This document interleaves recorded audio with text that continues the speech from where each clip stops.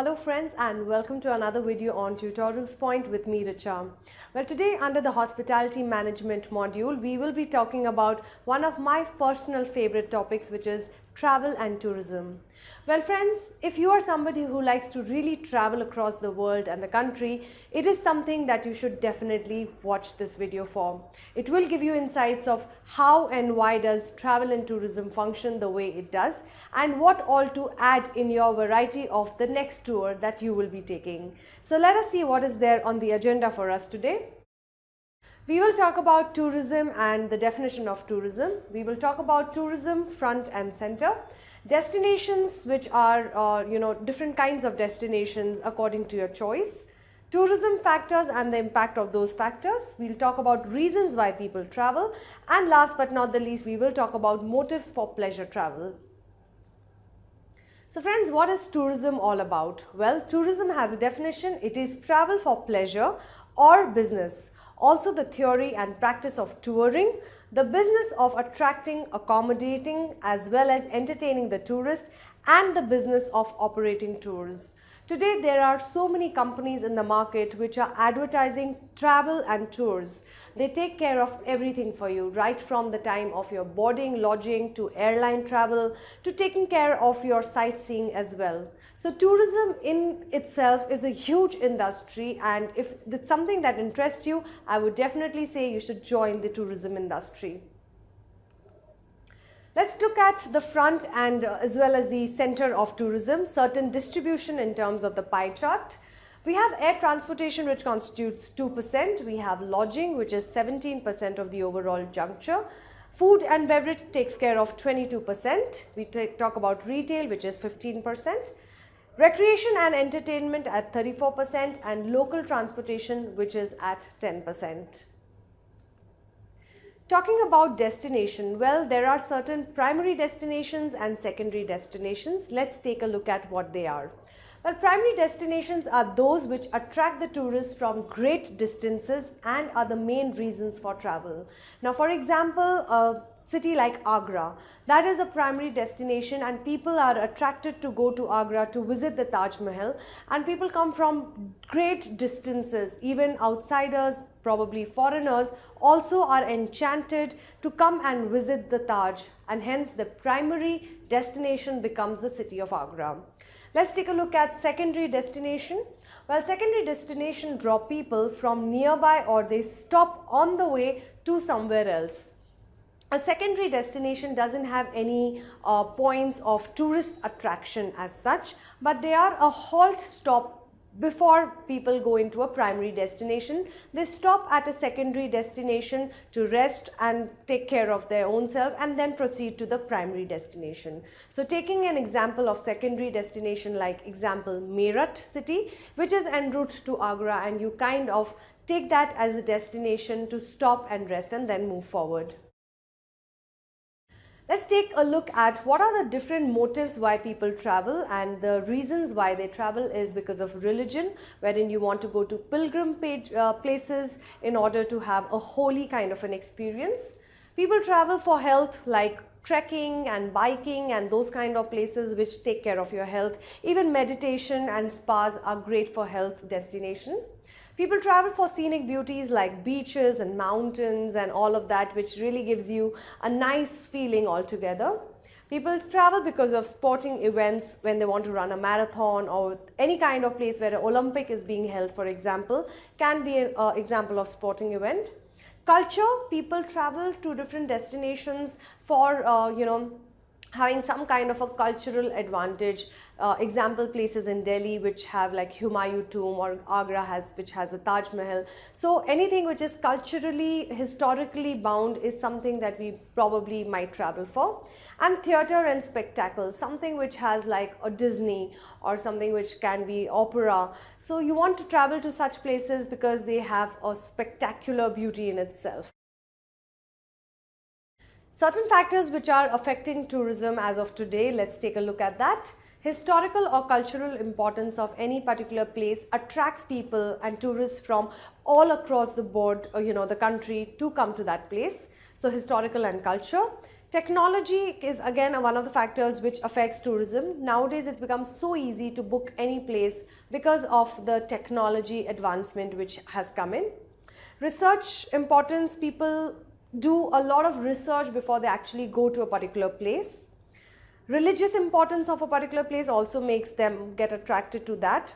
Environmental factors as well as economy also makes a lot of difference when they are, when people are selecting their places to visit. If an economy is not doing well, for example, people get a chance to get cheaper tickets, etc., which again is a factor which affects the tourism.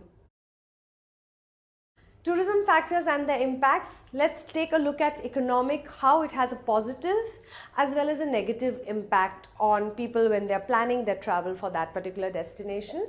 So positive impact of tourism is it helps and contributes to income and standard of living.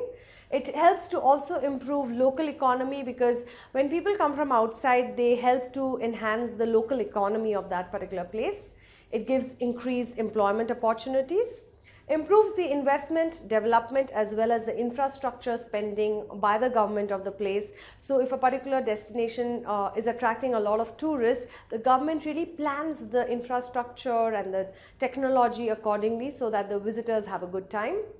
Increased tax revenues, improves public utilities infrastructure, also improves the transport infrastructure. So local transport is given a lot of importance when there are tourists coming from outside. It increases opportunities for shopping, so a lot of places have increase in shopping malls coming up and other destinations, for example hearts, etc., wherein people can go and have a view at a flea market, etc. So shopping is also given a lot of importance. Economic impact, which can be direct, indirect, induced spending, is again a widespread in the community and it creates a new business opportunities. So if a country is really doing well in terms of attracting tourists, they also have different businesses which are taken into account while they do that. Now let's look at some of the negative impacts of tourism on the economy of a particular country. Negative impacts are it increases the prices of goods and services, increases the price of land and housing because people are attracted towards that place, increases the cost of living, definitely the cost of living will go up, increases potential for imported labor because you will definitely be spending a lot of money on labor which is probably got from outside. Cost of additional infrastructure like water, fuel, power, because all of these things are used by tourists when they come to a particular place, so the costing of these also go up. Increased roads maintenance as well as transportation systems cost also increases because you need to make sure your infrastructure is always up to the mark. Seasonal tourism creates high risk under or unemployment issues. For example, a city like Goa is a very favorite tourist destination from people across the globe come to Goa for a holiday destination. However, during the off-peak season, they don't have so many people coming in, because of which employment is again something that is faced. People are getting unemployed because of off-season times. Profits may be exported by non-local owners as well as jobs may pay low wages because people can have a distance between a demand and supply situation, and hence that can lead to people actually earning very less wages because of that tourist place. Now let's look at why do people travel? What are the reasons for traveling? Now as a person, I love to travel to different holiday destinations. So some of the reasons why people travel could be exercise. Well, you know that in your city that you are living in, you're not getting too much of exercise. So when you go to a tourist destination, you will definitely be exercising and walking a lot. A variety, a tourist destination or travel, it offers an escape from a routine boredom, monotony of day-to-day living. So you get to have a variety in life. Getting outdoors, whenever you go to any tourist place, you will see the streets of that particular place, go to the local avenues, etc. So it gives you a chance and opportunity to go outdoors and travel around there. It reduces the stress. Definitely travel is something which helps you to reduce stress and break away from the regular monotony of your work, your job, your personal life, etc. Well, I would like to say this, that once in a year, go someplace you have never been before. And Dalai Lama said that very, very beautifully, because we all need breaks in our life. We all need to get away from the regular routine work that we are doing. So once in a year, plan to take a holiday to a place you have never been before.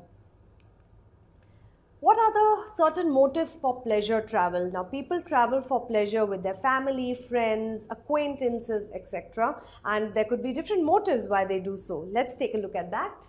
So, self-actualization, because you get to pursue your inner talent, your creativity, your fulfillment.